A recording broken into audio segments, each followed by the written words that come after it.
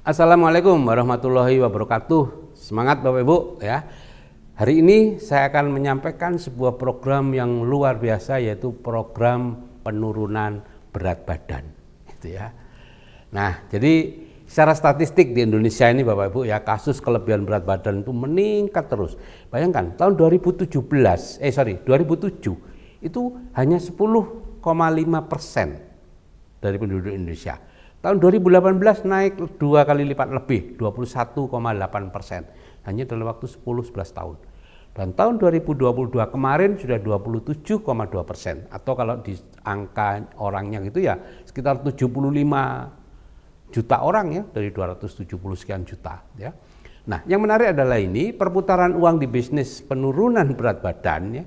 Artinya berat badan yang tinggi itu dianggap masalah oleh orang ya, sehingga ada bisnis yang bergerak di bidang itu ya. Itu 5,2 triliun per tahun di Indonesia Bapak Ibu.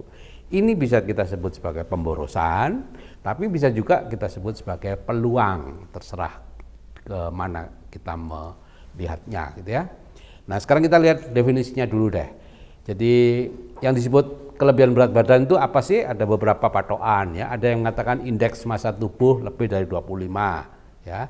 Itu ada rumusnya, ada aplikasinya di Halodoc, Anda tinggal ngisi berat badan, tinggi badan akan keluar sendiri gitu ya. Kemudian ada yang mengukur dengan lingkar perut, kalau lebih dari 90 pada laki-laki dan lebih dari 80 pada perempuan, itu disebut kelebihan berat badan atau obesitas. Ada yang mengukur berat badan yang lebih besar dari tinggi badan dikurangi 100 cm ya. Jadi terserah Anda deh mau mana yang dipakai, tapi paling tepat adalah indeks massa tubuh pada orang biasa ya. Kalau pada orang yang bodybuilder ya tentu indeks massa tubuhnya tinggi. Nah, yang menjadi penyebab sebetulnya adalah pikiran kita sendiri, atau lebih tepat pikiran di bawah sadar kita. Selama 4 juta tahun Bapak Ibu, manusia diketahui sudah 4 juta tahun yang lalu ya, itu manusia hidup dengan berburu, menggali akar-akaran, umbi-umbian, mencari buah-buahan dan lain-lain. Artinya kerja keras lah untuk bisa makan.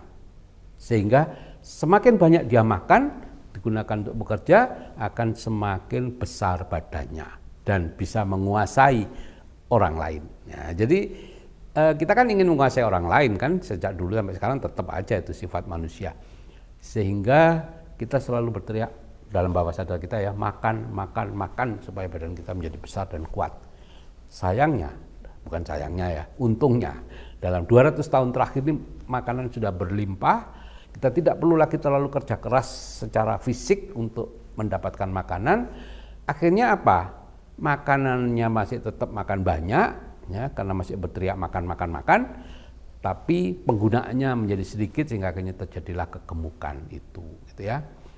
Nah, kemudian ada juga penelitian bahwa 30% dari kegemukan itu karena faktor keturunan dan 70% karena gaya hidup. Tapi saya sebagai seseorang yang bergerak di bidang pikiran bawah sadar, sebetulnya yang dimaksud keturunan itu ya gaya hidup yang diturunkan ya, karena sejak kecil kita sudah terbiasa dengan orang tua yang gemuk, yang makannya seperti itu, polanya ya kita akhirnya niru gitu ya, seolah-olah diturunkan. Nah, kenapa sih kita harus waspada dengan kelebihan berat badan atau obesitas ini ya? Karena banyak 6 penyakit, dan penyakit nomor 1, 2, 3 itu ada di sini semua ya.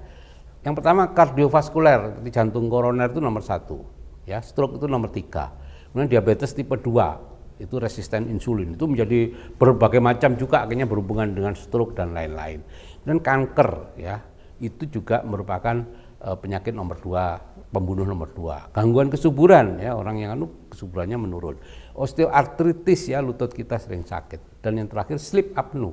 Sleep apnea itu adalah pernafasan yang tiba-tiba hilang gitu ya pada waktu kita tidur ya, sehingga tidur kita jadi tidak nyenyak, dan itu akan berakibat banyak hal lagi. Nah, ini yang paling pokok, yaitu pemendekan telomer pada orang yang lebih gemuk. Telomer itu adalah ikatan protein di ujung-ujung DNA kita untuk mencegah DNA-nya membrodol dan orangnya meninggal. Pada bayi telomernya masih panjang. Semakin lama, semakin tua, telomer semakin memendek.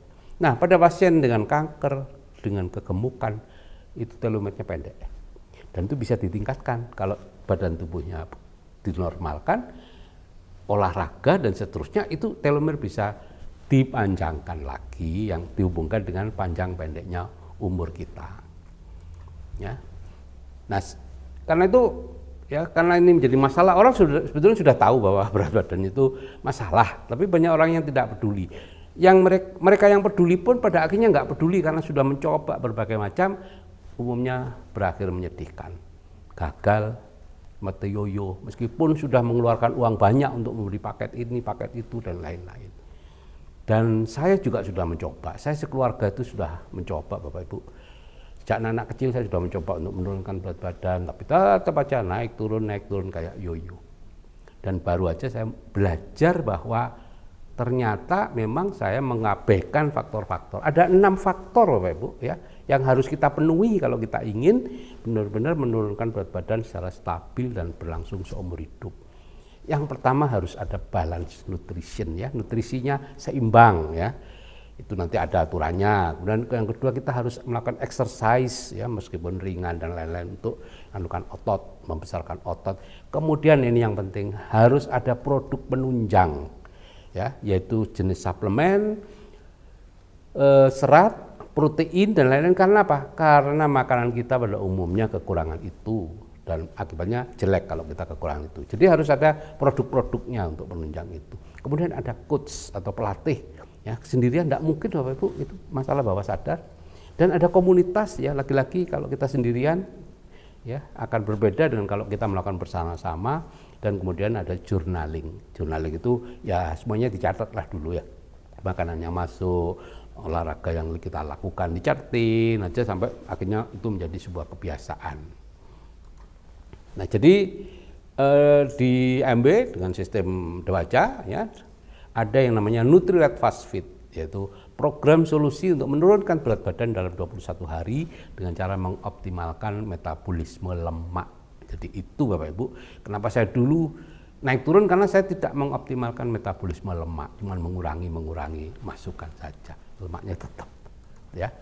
Jadi ada produknya macam-macam, ada produk high protein, ada produk untuk meal replacement, ya, dalam bentuk serat, ya, body key, ya. Kemudian ada high fiber, ya, untuk serat juga, lecithin A itu untuk menghancurkan, mengikat